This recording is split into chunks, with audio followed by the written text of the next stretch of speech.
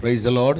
प्रभु के वचन में से हम देख रहे थे भजन 1:1। क्या ही धन्य है वह पुरुष, धन्य है वो पुरुष जो दुष्टों की युक्ति पर नहीं चलता, जो दुष्टों की युक्ति पर नहीं चलता और ना पापियों के मार्ग में खड़ा होता, ना पापियों के मार्ग में खड़ा होता है, और ना ठट्ठा करने वालों की मंडली में बैठता है, ना ठट्ठा करने वालों की मंडली में बैठता है। ये तीन बातें यहाँ पे लिखी है। धन्य का मतलब है ब्लेसड हो जाना, आशीषित हो जाना। और आशीषित कौन होना नहीं चाहता? हम में से हम हर एक व्यक्ति ये चाहता है कि मैं आशीषित हो जाऊं। तो आशीषित होने के लिए बाइबल में बहुत सारे फॉर्मूलास हैं, जिनमें से कुछ बातों को पिछले दिनों में हमने देखा है। मेरे प्रिय लोगों, मैं आपसे कहना चाहता हूं, आप आशीषित तो होंगे ही, साथ में परमेश्वर का एक वायदा है कि आप आशीष का मूल बन जाएंगे। लोग आपके द्वारा आशीष पाने लगेंगे। Praise the Lord. सो आज मैं आपको नए नियम की सैर कराऊंगा। नए नियम में प्रभु यीशु मसीह ने मत्ती के 5वें अध्याय में एक बड़ी भीड़ यीशु के पीछे है, और वहां पर पांच अध्याय का 1 और 2 पद हम पढ़ेंगे। वह इस भीड़ को देखकर, वो भीड़ को देखकर पहाड़ पर चढ़ गया। कहाँ चला गया? पहाड़ पे चला गया। मेरे अजीजों, यीशु मसीह भीड़ को देखकर पहाड़ पे क्यों गया? आज नेताओं को भीड़ चाहिए, सबको क्या चाहिए? भीड़ चाहिए। पासबान जब प्रचार करने आते हैं तो उनका भी एक सवाल होता है, भाई कितनी भीड़ होगी, कितने लोग होंगे? आज सबको भीड़ चाहिए, पर यीशु को भीड़ नहीं चाहिए। यीशु को चुने हुए लोग चाहिए। तो यहां हम देखते हैं कि यीशु मसीह भीड़ को देखकर पहाड़ पर चला गया, और जब पहाड़ पे देख गया तो यीशु ने सोचा ये सब भूखे और प्यासे हैं, मेरे पीछे आ जाएंगे।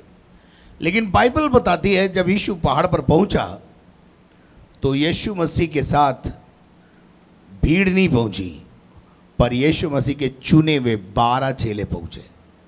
कितने? 12। कहाँ गई भीड़? पहाड़ पे चढ़ने को कोई तैयार नहीं है।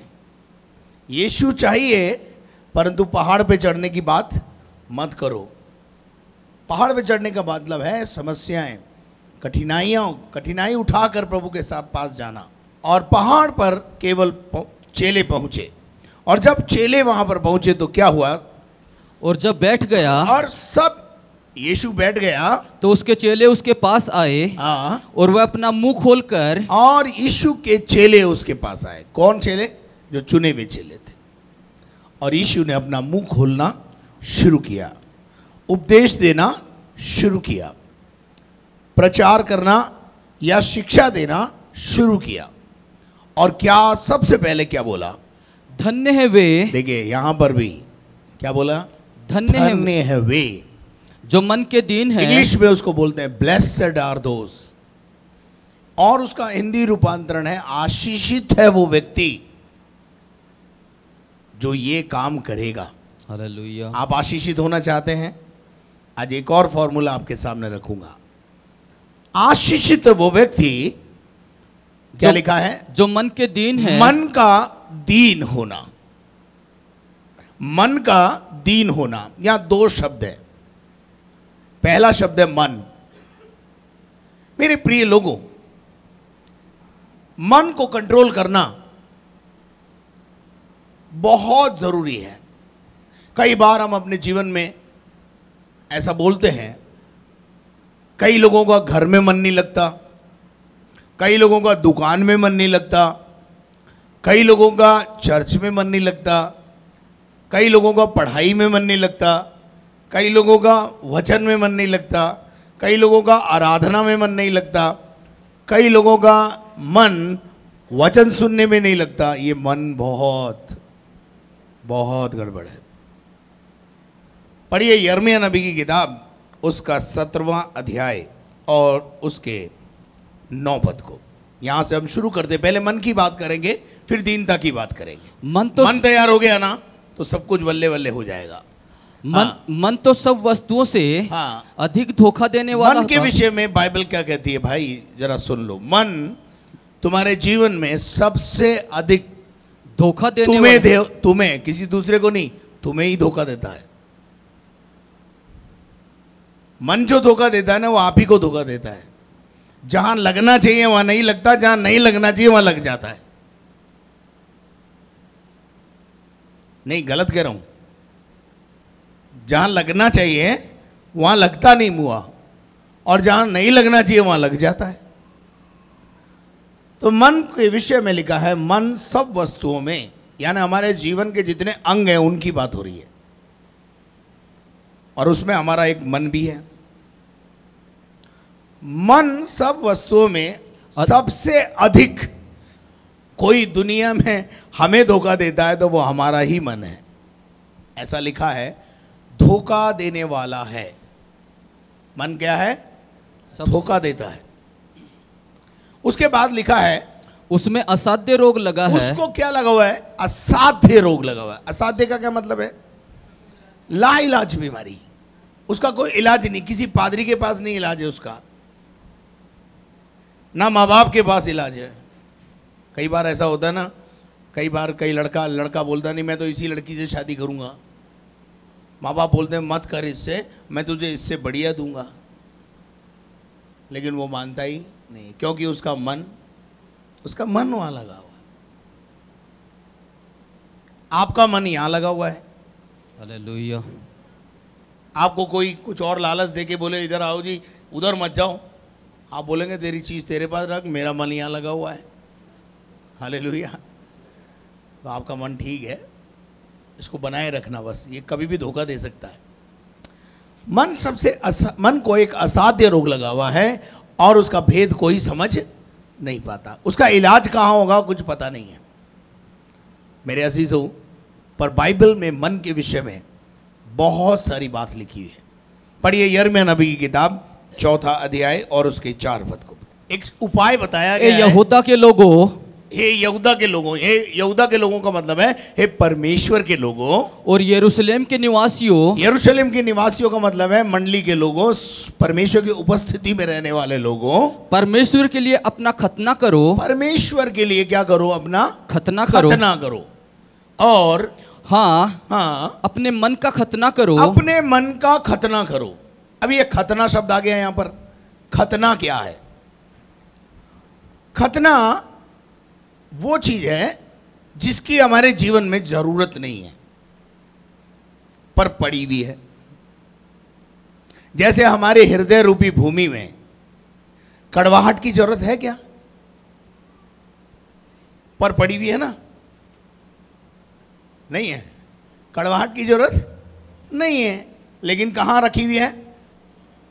हमारी इस हृदय रूपी भूमि में कड़वाहट, ईर्ष्या, जलन, हसद, कुड़न और बहुत सारी और बातें जिनकी हमारे जीवन में ज़रूरत नहीं है, परंतु वो क्या रखी हुई है? कबाड़ा जैसे घर में रखा रहता है ना, और कुछ लोगों को कबाड़े से बहुत प्यार होता है, वो कबाड़ी नंबर 1 होता है ना। मतलब काम की है नहीं, फिर भी बेचने देते नहीं, बाहर निकालने देते नहीं है, रहने दे काम आएगी। 10 साल हो गए उसको कोई काम नहीं है ना, हिली न डुली, पर रखी हुई है, जगह रोकी हुई है। अगर वो हट जाए तो शायद कोई और आकर उसमें स्थान ले ले। परंतु मन का खतने का मतलब होता है अनावश्यक चीजें। अब शरीयत के मुताबिक जो खतना होता है, पुरुषों का जो खतना होता है, उसके बारे में आप सब जानते हैं कि वो चमड़ी को जिसकी ज़रूरत नहीं है उसको हटा दिया जाता है, क्योंकि वो चमड़ी केवल जो है वो गंदगी पैदा करती है। आप समझ रहे हैं मेरी बात को? बहुत खुल के बता दिया मैंने, इससे ज़्यादा नहीं खुल सकता। तो उसको हटा दिया जाता है ताकि गंदगी ना हो। इसी प्रकार से खतना का जो मीनिंग है वो ये है कि हम अपने जीवन में से अनावश्यक बातों को हटाएं, अनावश्यक बातों को जिनकी हमारे जीवन में कोई आवश्यकता नहीं है। खतना करने का मतलब है अपने जीवन से उन चीजों को अलग कर दो। देखिए, जब हम खेत में बीज बोते हैं, बीज बोने से पहले खेत में अनावश्यक जो चीजें पड़ी होती हैं, यानी पत्थर, कंकड़ या और कुछ चीजें, लकड़ी के टुकड़े, झाड़ी के टुकड़े, कांटे, क्या करता है किसान? बीज बोने से पहले इन चीजों को अलग करता है ताकि वो बीज को नुकसान ना पहुंचाए। आपके मन में जो कड़वाहट भरी हुई है और किसान बीज बो रहा है, तो वो किसको नुकसान पहुंचा रही है? बीज को। और बीज परमेश्वर का वचन है। जब तक आपका मन शुद्ध नहीं होगा, मन का खतना नहीं होगा, तब तक मेरे अजीजों वो बीज जो वचन है वो काम नहीं करेगा।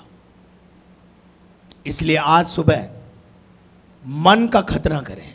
क्या लिखा है? अपने मन का खतना करो, नहीं तो तुम्हारे बुरे कामों के कारण। अब लिसन, सुनिए क्या कह रहा है प्रभु का वचन। नहीं तो तुम्हारे बुरे कर्मों के कारण, तुम्हारे बुरे अमाल के कारण, तुम्हारी अपने जीवन में पाई जाने वाली कड़वाहट, अक्षमा के कारण मेरा क्रोध आग के समान मेरा क्रोध। किसका क्रोध? अरे भैया, मनुष्य के क्रोध से तो बच जाओगे, पर खुदा के क्रोध से कैसे बचोगे? पढ़िए आगे क्या लिखा है। मेरा क्रोध आग के समान भड़केगा, आग की नाई भड़केगा। और ऐसा होगा, और सुनो, लिसन केयरफुली, और ऐसा होगा कि कोई उसे बुझा ना सकेगा। कोई दुनिया की ताकत, कोई फायर ब्रिगेड, किसी से भी प्रार्थना करा लेना।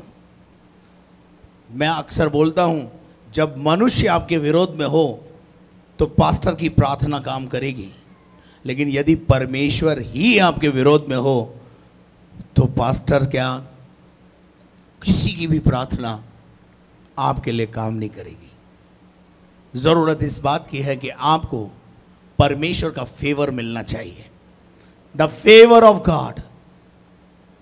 क्यों आपकी प्रार्थनाएं कई बार नहीं सुनी जाती? Because you have no favour of God. तुम्हारे पास परमेश्वर का फेवर नहीं है, परमेश्वर की दया नहीं है, और दया नहीं होने के कारण ये मैंने आपको बताया कि क्या होता है। तो मन का खतना करो। मन जो है, मन का खतना होना बहुत जरूरी है। परमेश्वर के वचन में इब्रानियों की पत्री 3 अध्याय उसका 15 पद पढ़ें। एक सलाह मैं आज आपको बहुत सारी बातें बताऊंगा जो आपके मन को शुद्ध करने की ताकत रखती है। जैसा कहा जाता है, हाँ, यदि आज तुम उसका शब्द सुनो, यदि आज सुबह आप परमेश्वर का वचन सुन रहे हो, उसका शब्द सुन रहे हो, तो अपने मनों को कठोर ना करो। क्या नहीं करना है अपने मन को? कठोर। हाँ, क्योंकि जो कठोर करता है, जो अपने मन को कठोर करता है, वो नाश हो जाता है। आगे क्या लिखा है? मन को कठोर ना करो, जैसा कि क्रोध दिलाने के समय किया था। जैसे कि बहुत सारे लोगों ने क्रोध दिलाने के समय मन को कठोर किया। और आपको मालूम है, इजराइलियों ने मन को कठोर किया और क्या हो गए? वो जंगल में नाश हो गए। हम अपने मन की चौकसी करें। योएल का 2:13 पढ़े। अपने वस्त्र नहीं, अपने मन ही को फाड़कर अपने मन को तोड़ो। भाई, वस्त्र फाड़ने से कुछ नहीं होगा। कई बार हम पश्चाताप में वस्त्र फाड़ देते हैं, हाय मैंने ये क्या किया। प्रभु बोलता है वस्त्र मत फाड़। क्या फाड़? अपने मन को फाड़। हर व्यक्ति से पाप हो सकता है, गलती हो सकती है, लेकिन धन्य वो व्यक्ति जो गलती करके मान ले और छोड़ दे, तो उस पर दया होगी। बाहर आना बहुत जरूरी है। एक इंसान होता है, बाई चांस गलती में चला जाता है, विश्वासी होता है, विश्वासी भी गलती से चला जाता है, लेकिन उस गलती में आनंद लेना या अधिक लंबे समय तक पड़े रहना खतरनाक होता है। ध्यान रखना। दाऊद बादशाह पाप में गिर गया, आपको पता है। दाऊद गलत कर रहा था, दाऊद ने गलत किया, आपको पता है। नातान नबी ने जाकर उसको उसका पाप चिताया, उसका पाप उसको बताया कि तूने यहां गलती की है। और मेरे अजीजों, उसने भजन 51 लिख दिया। और भजन 51 का 17 पद पढ़ें, क्या लिखा है देखेंगे। टूटा मन परमेश्वर के योग्य बलिदान है। टूटा हुआ मन को क्या करना है? तोड़ना है। टूटा हुआ मन। प्रभु को कैसा मन चाहिए? सख्त मन चाहिए? नहीं, पिसा हुआ, पसीजा हुआ, टूटा हुआ मन परमेश्वर के योग्य बलिदान है। इसका मतलब कठोर मन वाला प्रभु को नहीं चाहिए। गुस्सेबाज प्रभु को नहीं चाहिए।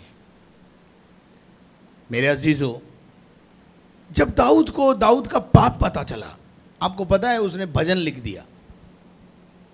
उसने एक भजन लिख दिया। भजन मतलब गाना लिख दिया।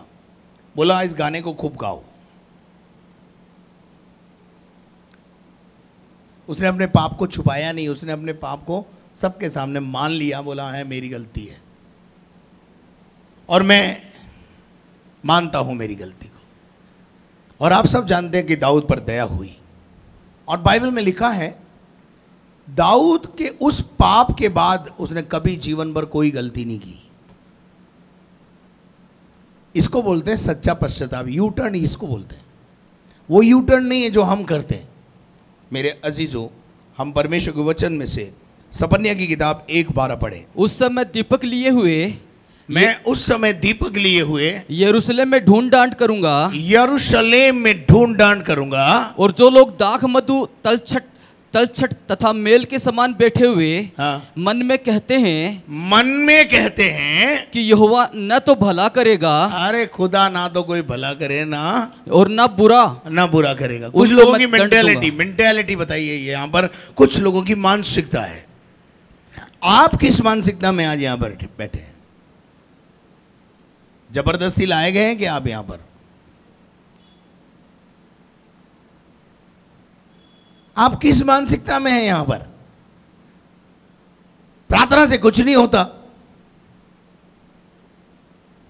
हो सकता है आपका भाई यहां पर आपको लाया और आप मन में सोच रहे हो कुछ होता नहीं। आपकी बहन आपको यहां लाई और मन में आप सोच रहे हो ये मेरी बहन तो पागल है, मुझे भी पागल कर देगी। या भाई पागल है, भाई मुझे भी पागल कर देगा, पागल खाने में ले आया मुझे। मन की सोच जो है ना, वो आपको बर्बाद कर सकती है। इसलिए अपने मन को बोल अच्छा सोच। अपने मन को बोलो मुझे नहीं, अपने मन को बोलो जरा अच्छा सोचना है, तब तेरा भला होगा। हालेलुया। क्या लिखा है?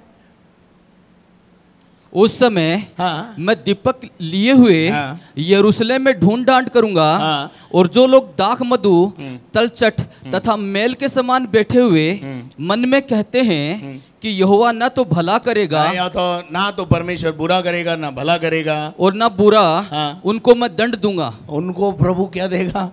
दंड। आप दंड के भागी होना चाहते हैं क्या? तो थोड़ा मन को ठीक कर लो। आज अपन मन पे ही बात करेंगे क्योंकि टाइम नहीं। अभी दूसरी बात मेरे अजीजों, इसी के 18 पद को पढ़ दीजिए।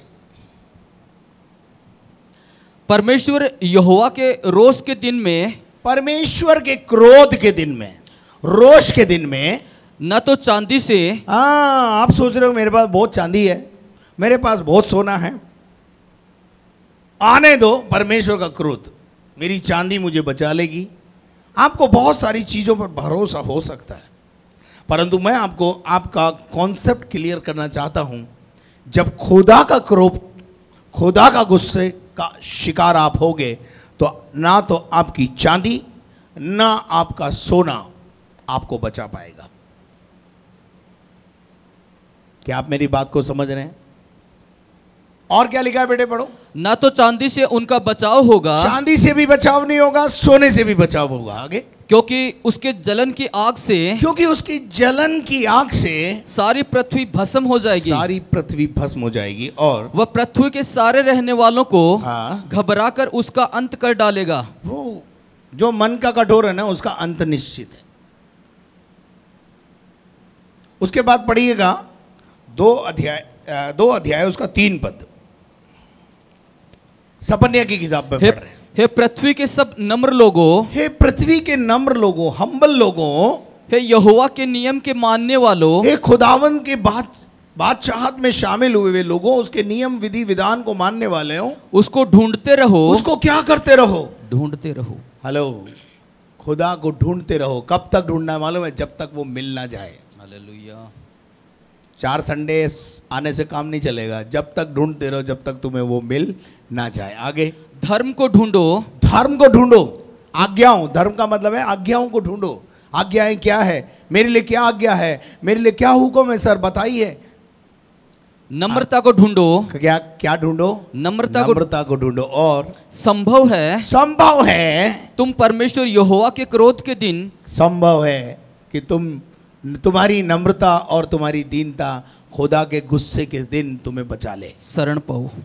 सोना और चांदी नहीं बचा पाएगा, ध्यान रखना। सोना और चांदी आपको नहीं बचा पाएगा, आपकी एफडी आपको नहीं बचा पाएगी, आपका मकान आपको नहीं बचा पाएगा। अगर खुदा के क्रोध से कोई बचा पाएगा तो वो टूटा हुआ मन बचा पाएगा। पश्चातापी हृदय, टूटा हुआ मन प्रभु को ग्रहण योग्य है। 3:9 पढ़ दीजिए, इसी का 3:9। उस समय मैं देश देश के लोगों से, उस समय में परमेश्वर कहता है मैं देश देश के लोगों से एक नई और शुद्ध भाषा बुलवाऊंगा, एक नई भाषा बुलवाऊंगा कि वे सब के सब परमेश्वर यहोवा से प्रार्थना करें। सब के सब क्या करेंगे? यहोवा से प्रार्थना करेंगे। और एक मन से, एक मन, बोलो 2 मन नहीं, एक मन। कितना मन? एक मन से। एक मन से क्या करेंगे? कंधे से कंधा मिलाए हुए उसकी सेवा करें। उसकी सेवा करेंगे, एक मन करेगा प्रभु। कई बार हमें ये प्रार्थना करनी पड़ती है, प्रभु इन दोनों पति पत्नी को एक मन कर दे। ये एक तन तो है पर एक मन नहीं है।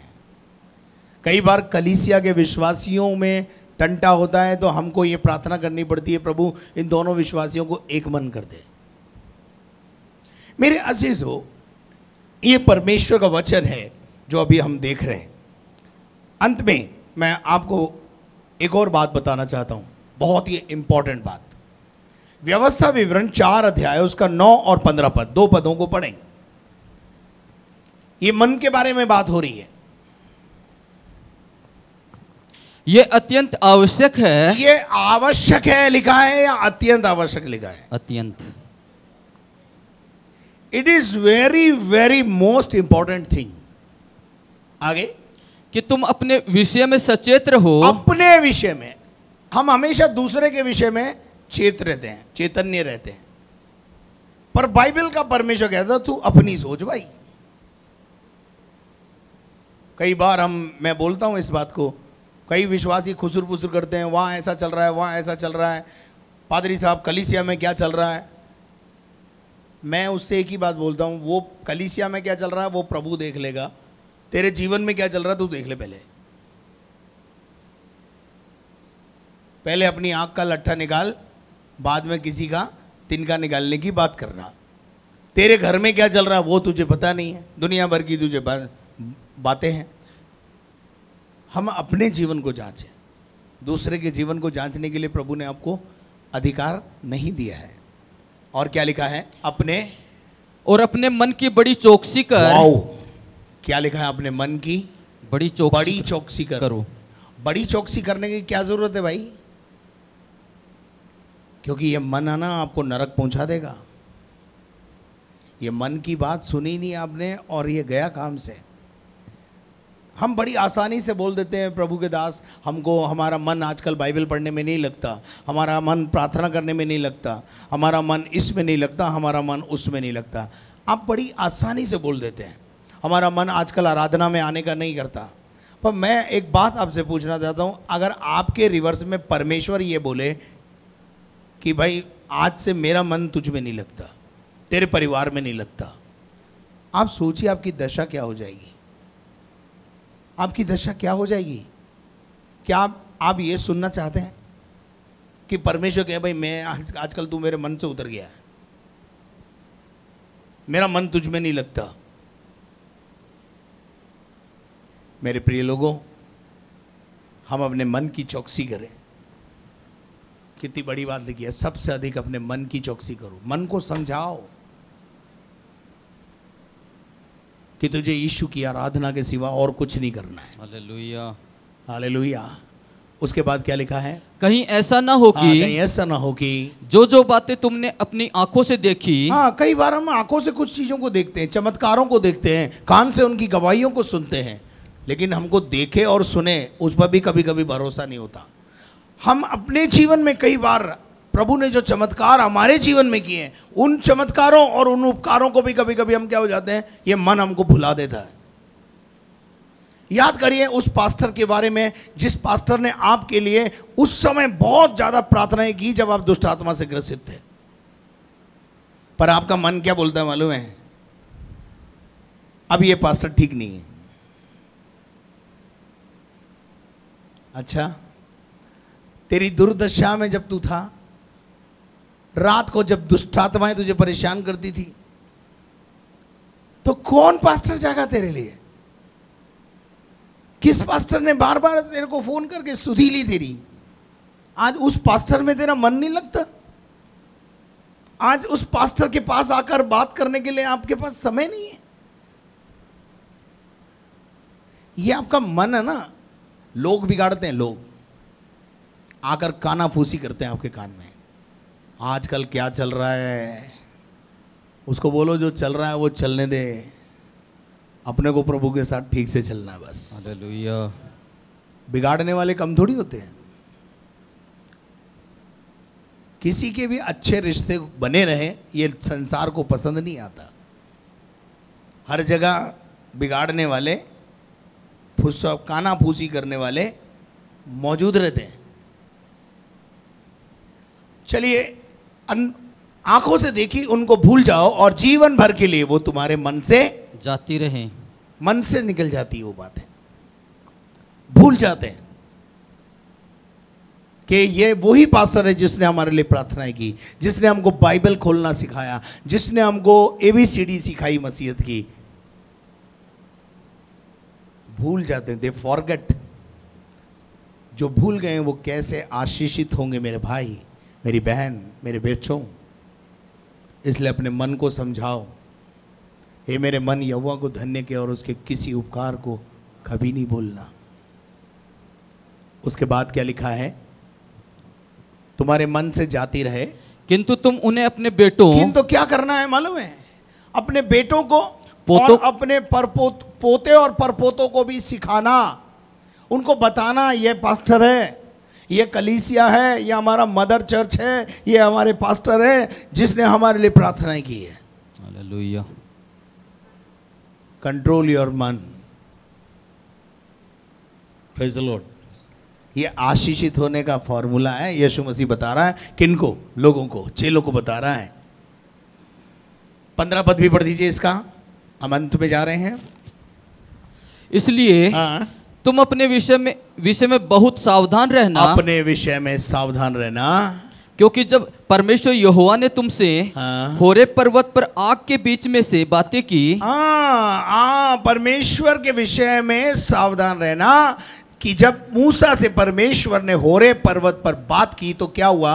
तब तुमको कोई रूप न दिखाई पड़ा। कोई रूप दिखाई न पड़ा। आज लोगों को क्या चाहिए? आराधना के लिए, प्रार्थना के लिए रूप चाहिए, सामने कोई होना चाहिए, है? फोटो होनी चाहिए, अगरबत्ती, मोमबत्ती, दियाबत्ती लगाने के लिए कोई मूर्ति होनी चाहिए, तब हमारे को लगेगा कि हम ईश्वर की उपासना आराधना कर रहे हैं। मेरे अजीजों, परमेश्वर कहता है जब परमेश्वर ने मूसा से बात की वहां उसका कोई रूप न दिखाई न पड़ा। और आज हमको सबको क्या चाहिए? हमारे मन को क्या चाहिए? रूप चाहिए। कंट्रोल योर मन। अपने मन को समझाओ। आमीन।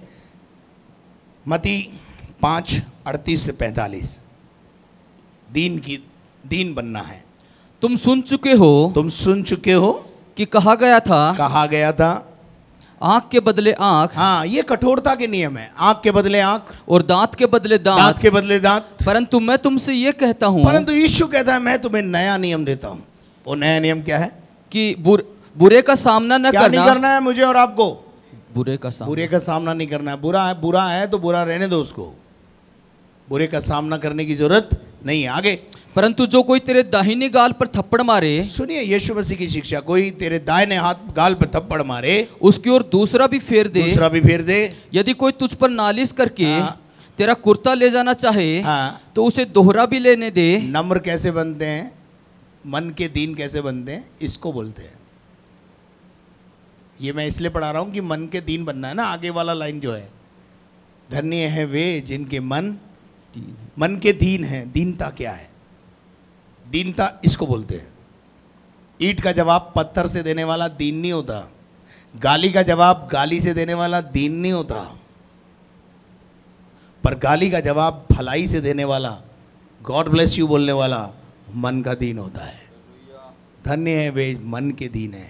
आपका क्या प्रॉब्लम है? खाए बिना रहोगे लेकिन जवाब दिए बिना नहीं रहोगे। ऊट पटांग बातों में आपको बहुत मजा आता है।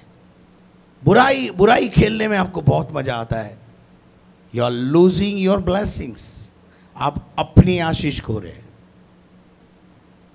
ईंट का जवाब पत्थर से देने के लिए प्रभु यीशु ने नहीं सिखाया।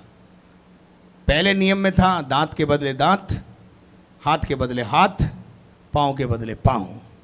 यीशु ने नया नियम दिया। यदि तुझे कोई नालिश करे और तेरा कुर्ता ले जाए तो उसे धोती भी ले जाने दे। आगे, जो कोई तुझे कोस भर बेगार में ले जाए, कोई तुझे एक कोस बेगार में ले जाए तो उसके साथ 2 कोस चले जा। उसके साथ कहां चला जा? 2 कोस चला जा। Are you ready for that? Are you ready? आप आशीषित होना चाहते हैं? हाँ, पढ़ दीजिए ब्रदर, जरा आगे तक पढ़। अच्छा 45 तक पढ़िए। जो कोई तुझसे मांगे, कोई तुझसे मांगे उसे दे दे। और जो तुझसे उधार लेना चाहे, उससे मुंह ना मोड़। तुम सुन चुके हो कि कहा गया है कि अपने पड़ोसी से अपने प्रेम रखना। अपने पड़ोसी से क्या रखना? प्रेम रखना। और अपने बैरी से बैर। और पुराना नियम है ये, पुराना। अपने पड़ोसी से प्रेम रखना और अपने बैरी को छोड़ना मत। ये पुराना नियम है। परंतु मैं तुमसे ये कहता हूं, परंतु नया नियम, यीशु की शिक्षा, पहाड़ पर बैठाकर यीशु मसीह ने अपने चेलों को जो शिक्षा दी उसमें से ये शिक्षा है कि अपने बैरियों से प्रेम रखो। अपने बैरी से प्रेम रखो। अपने बैरी से कर पाओगे? आशीषित होना चाहते हो ना? आज ही बैरी से बात करो। कर पाओगे? मुश्किल है। फिर बोलते हो प्रभु के पास जा रहे हैं लेकिन आशीष नहीं आ रही। रुकावट तो तुम खुद हो। गिराओ इन रुकावटों को। देखो आने वाले दिनों में ब्लेसिंग आती कि नहीं आती है। दरवाजा खुलता कि नहीं खुलता है। झरोका आकाश का खुलता है कि नहीं खुलता है। Follow these words.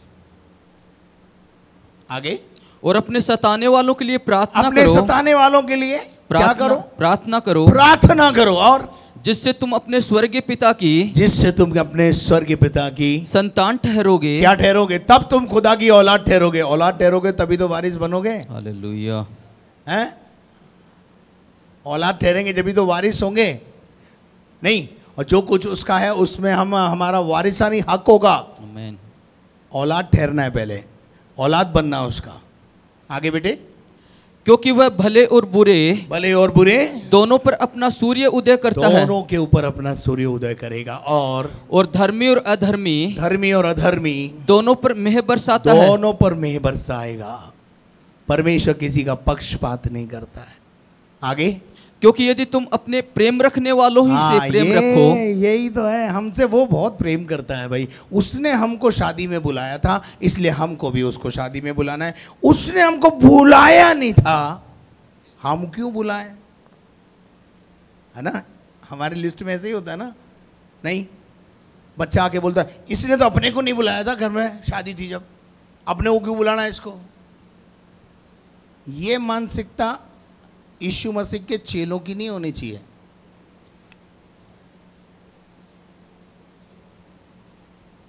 ये मानसिकता हमारी नहीं होनी चाहिए। उसने हमें नहीं बुलाया, हम भी नहीं बुलाएंगे।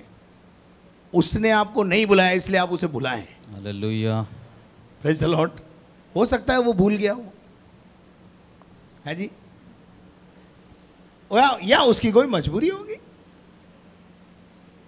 कितनी बढ़िया बातें यीशु मसीह सिखाता है। ये सब आशीष के पिटारे खोलने वाली बातें हैं, चाबियां हैं ये। इनको फॉलो करके देखो, मैंने करा है। पिछले 26 सालों में दुश्मन को प्यार कैसे किया जाता है ये मैंने नमूना पेश किया है। क्षमा कैसे किया जाता है मैंने नमूना पेश किया है। मैं यहाँ से खड़ा होकर के थोतले प्रचार, खोखले प्रचार नहीं करता हूँ। जो प्रचार करता हूँ उसको नीचे इम्प्लीमेंट भी करता हूँ। वक्त आया तो लोगों ने देखा भी है। 2006 और 2007 इस बात का उदाहरण है कि जब पुलिस वालों ने मुझे बोला इनने आपको मारा था, इनके खिलाफ FIR लिखाओ, तो मैंने बोला साहब इनके गुरुओं ने जो इनको सिखाया वो इन्होंने हमें दिया, पर हमारे गुरु ने जो हमें सिखाया वो हम इन्हें देना चाहते हैं। हमको कोई शिकायत नहीं इनके खिलाफ, हम इन्हें माफ़ करते हैं। तब कई लोगों ने बोला पास्टर तुम्हारी कथनी और करनी में अंतर नहीं है। प्रचार करना बहुत आसान होता है इस मंच से, पर प्रचार पर चलना बहुत मुश्किल होता है। आइए अपने स्थानों पर खड़े हो जाएं, प्रार्थना करें।